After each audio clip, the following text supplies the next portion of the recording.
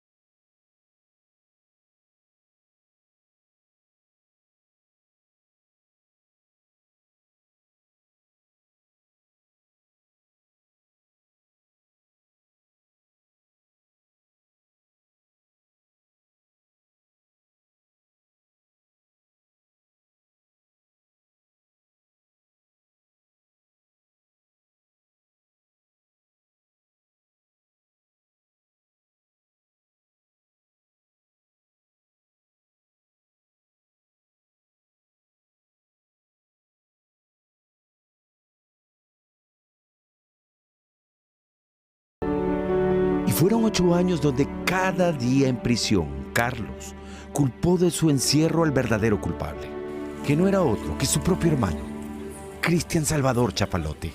Por culpa mía. ¿Qué sientes ahora por tu hermano? ¿Qué siento? Es una pregunta que no la podría describir. Porque estando en prisión, yo decía, todo lo que ha hecho él, ¿por qué lo pago yo? Si yo no hice nada. ¿Por qué por culpa de él no puedo estar con mis hijos? Se creó, como dices tú, ese resentimiento. Destruyó muchas cosas.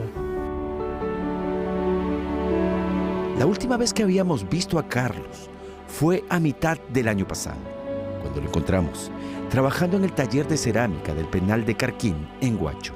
Llevaba 7 años en prisión de una condena de 20 años acusado por robo agravado.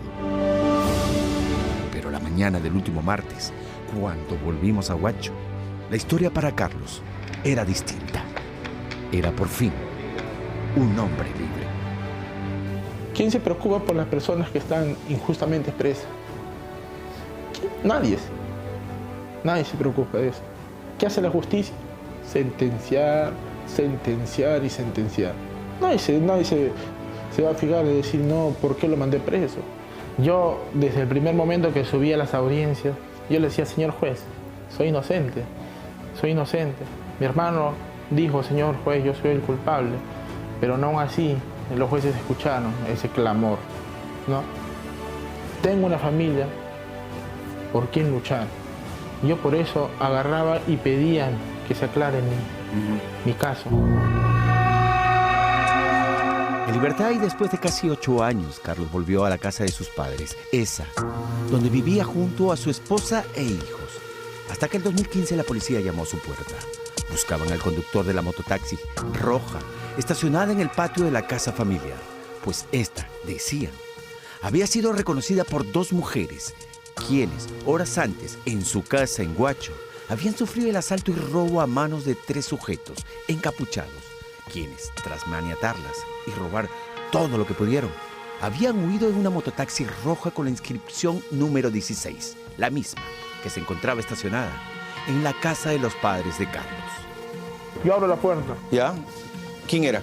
Y era el policía, Cristian García. ¿Qué te dice? Me dice, saca la llave de la moto y dirígeme la moto a la comisaría. ¿Así de arranque? ¿No te dice nada más? No me dice, dirígeme la moto, la moto está investigada. No, pero ¿por qué tengo que llevar la moto yo a la comisaría si yo no soy el chofer? Le digo. ¿Ya?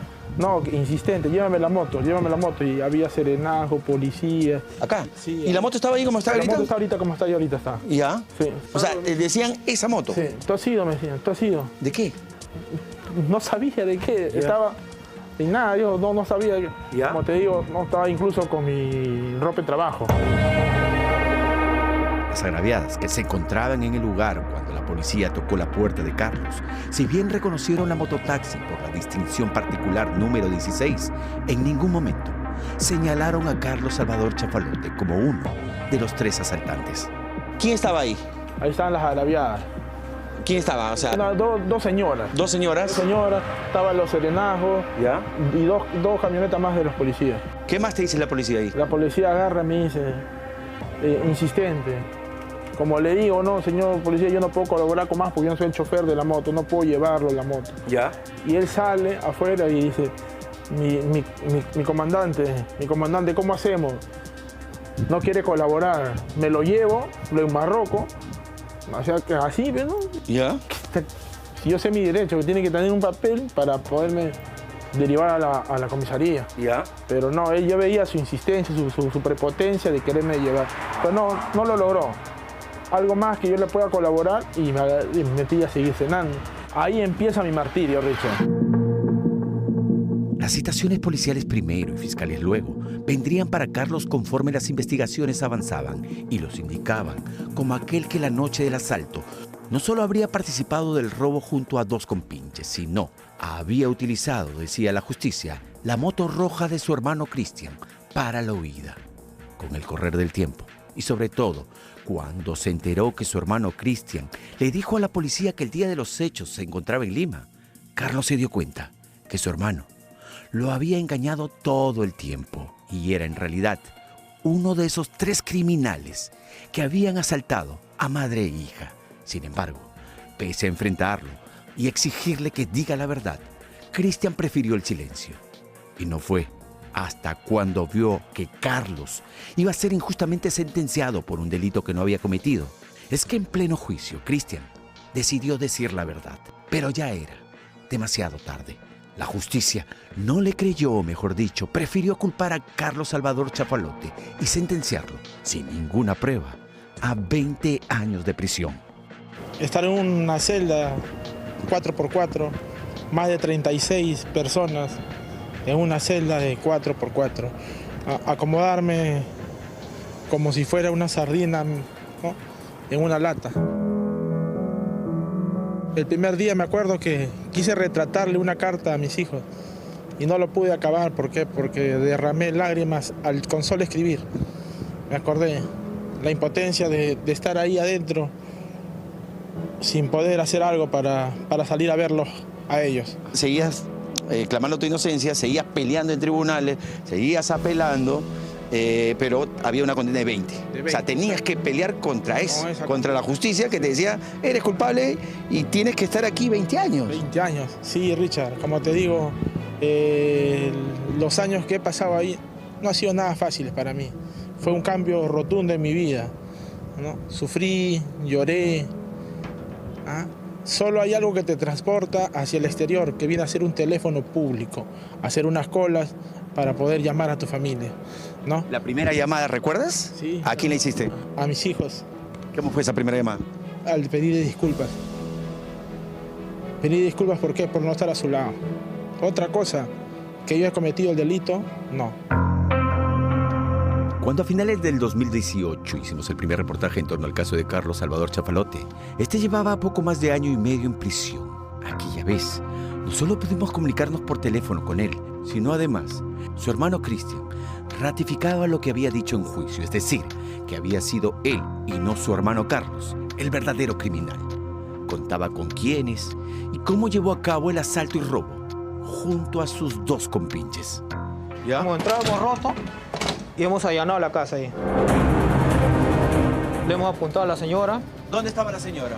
ahí tirada en su mueble viendo televisión, su hija acá, la pantalla acá. Y aunque a lo largo de todos estos años, e incluso a finales del 2023, cuando hicimos un segundo reportaje, Cristian continuaba diciéndole al mundo que él, y no su hermano Carlos, era el verdadero culpable del crimen. La justicia parecía o se resistía a aceptar aquella verdad.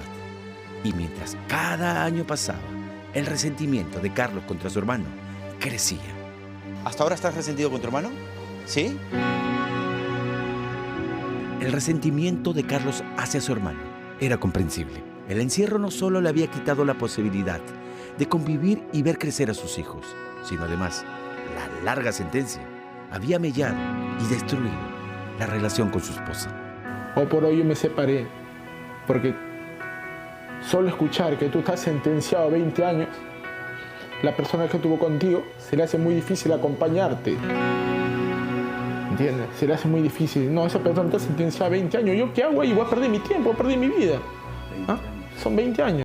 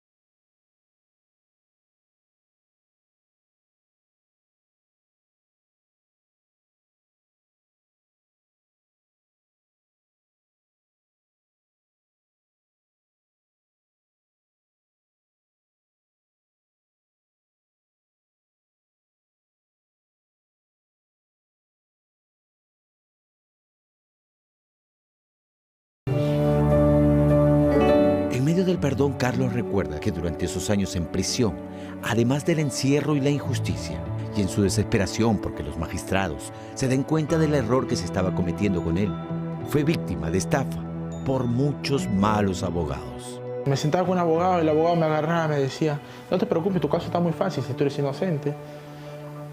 Dame tanto y yo me encargo de sacarte. Yo accedía. Nuevamente no hizo nada ese abogado, nuevamente buscaba otro abogado y así sucesivamente.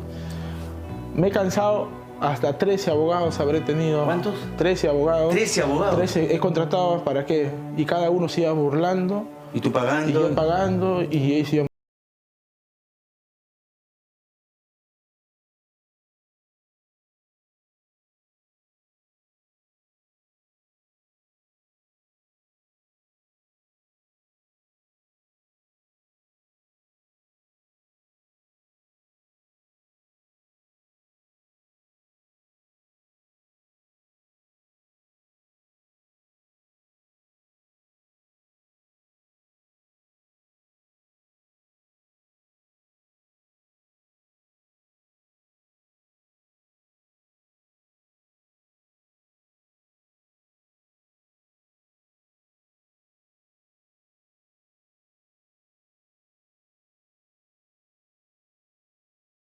Me la destruyeron, me la cambiaron. Hoy, lejos de prisión, Carlos intenta reconstruir su vida, reconstruir el vínculo con sus hijos, reconstruir el vínculo con su hermano y, sobre todo, demostrarle al mundo que él es uno de los cientos, y algunos calculan miles, de personas en el país que purgan injustamente una condena, siendo inocentes.